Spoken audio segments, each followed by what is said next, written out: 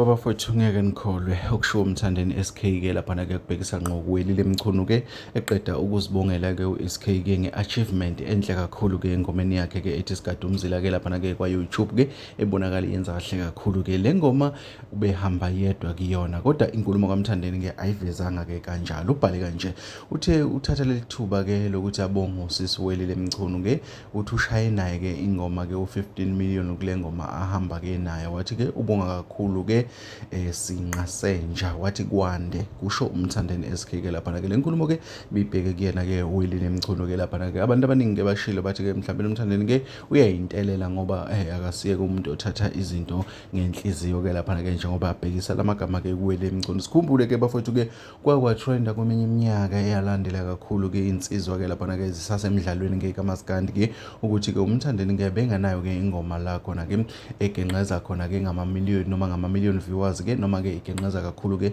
ngama-viewers-ke laphana-ke ku-YouTube-ke ehamba nje yedwa nje vo.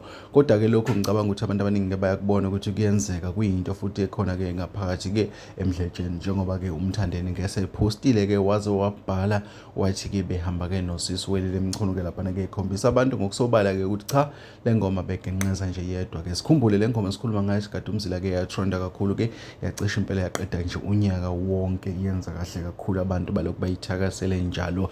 Nakhu-ke ethi mayephosta aqeda ukuzibongela-ke ekhuluma ngale ndlela akhulume ngakhona-ke, kwakhombisa-ke ukuthi-ke ubhekisana laphana-ke kuWelile Mchunu. Sazi-ke ukuthi yozala Nkomo thina sithatha sibeke njengoba kunjalo-ke, asidibane kwezinye esokuphathela zona.